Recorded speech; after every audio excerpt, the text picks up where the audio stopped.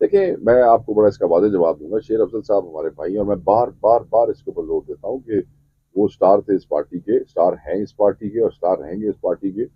औखे वक़्त में केपी में, जिस वक़्त हमें पंजाब में कोई हमारे घरों में भी नहीं जाने दे रहा था, उस वक़्त उन्होंने बड़ी हिम्मत की कि उन्होंने पूरे केपी में वो हर जगह पे गए और बड़ी हिम्मत से उन्होंने लोगों को निकाला और लोग उनके पीछे आए। That's why people love him. क्योंकि औखे वक़्त में जब कोई सामने आता है ना, लीडरशिप्स डेवलप होती हैं हमेशा क्राइसिस के अंदर।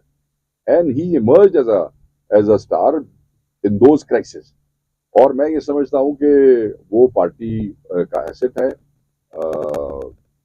केपीके के अंदर उन्होंने बड़ा काम किया है और 9 मई के बाद तो पंजाब में खैर किसी ने भी काम नहीं किया था।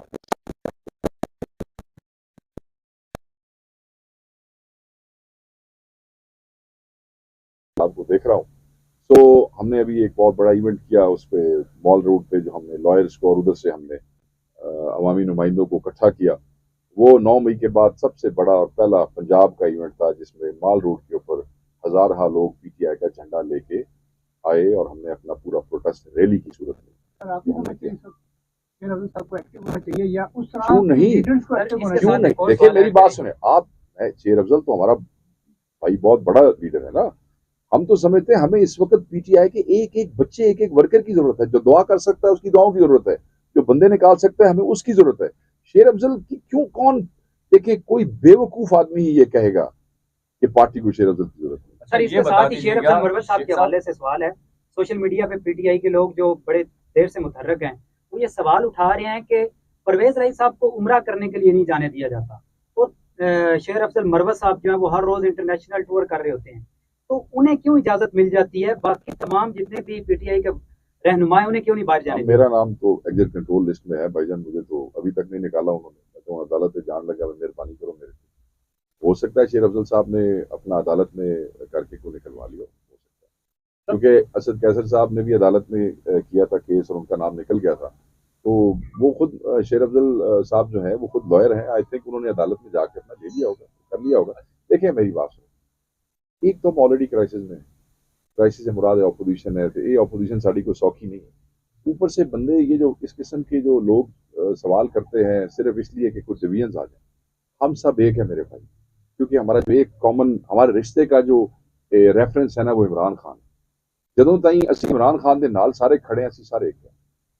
हमें डिफरेंस तब आएगा जब हम खुदा न खास्ता हम में से कोई शरीफ आदमी खुदा न खास्ता ना करे, तो खान के एजेंडे को छोड़ दे, वो हमारे से रहता। मगर अगर वो इमरान खान के एजेंडे के नाल है, मेरे सिर का ताज है, असी ਉਹਦਾ मत्था चुमा, बात खत्म हुई। ये जो रंगबाजियां बचाई ना मुस्लिम लीग नून ने और इधर उधर लोगों ने, डिवीजन हो गई, तकसीम होगा, छोड़ो यार, कौन सी डिवीजन? सब इमरान खान के साथ है, आपस में खपते रहेंगे, कोई बात नहीं है, सब साथ में इमरान खान और ऐसे है। मीडिया के ऊपर पाबंदियां, जैसे कि आपने कहा कि उमर अयूब साहब जो हैं वो उनके ऊपर एक बोझ था, एक्स्ट्रा जो है ड्यूटीज थी, इस वजह से उन्होंने रिजाइन दिया। और दूसरी साइड परफॉर्मेंस इफेक्ट हो रही। अच्छा, तो फिर दूसरी बात ये कि कल एक इजलास भी हुआ, वहाँ पे आपने ये कहा कि इमरान खान साहब को नजरसानी के लिए तरह से गौर करें कि ये जो उन्होंने उनका इस्तीफा जो है कबूल कर लिया, इसके ऊपर जो है नजरसानी के लिए कहा। तो अगर परफॉर्मेंस पे फर्क पड़ना है तो फिर उनको क्यों कह रहे हैं कि आप इसके ऊपर नजरसानी करें, फिर रिजाइन देने दें? देने दे दो ना, रिजाइन तो उन्होंने दे भी दिया और खान ने कबूल भी कर दिया। इतने सारे एमएलए 1.5 साल बेचारे, मैंने पहले टाइम वाले खान साहब को रिकमेंडेशन देनी चाहिए थी। मगर एक आदमी कह रहे हैं कि यार मैं 2 जॉब्स के दरमियान जस्टिफाई नहीं कर सकता हूँ।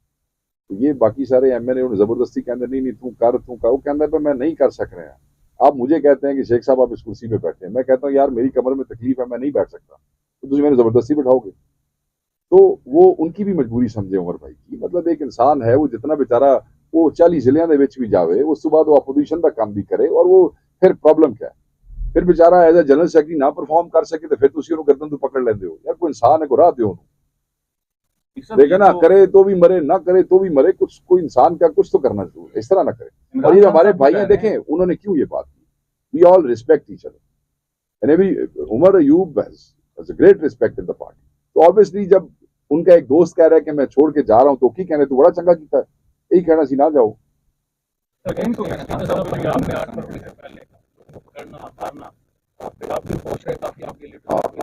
बहुत से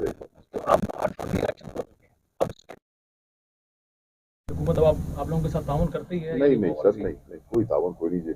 मैं मेरे ते 8 फरवरी के बाद 3 पर्चे और हुए। एक तो ये हुआ था कि जी पर्चा कर दिया एमएनए बनने के बाद, हलफ के बाद क्या पर्चा हुआ जी कि ये अपने हल्के में आया और एक आदमी ने इसको वोट नहीं दिए थे और मार कुट के चला गया, बस लोग कहते हैं। फिर एक पिछला हुआ एहतजाज, उसका एफआईआर हो गया। फिर एक दूसरा एहतजाज अभी ये जुमे को हुआ, ये जुमे से जो पिछला जुमा था, हमने पंजाब में एहतजाज की कॉल दी थी, वहां मैं निकला, मेरे पे एफआईआर हो गया।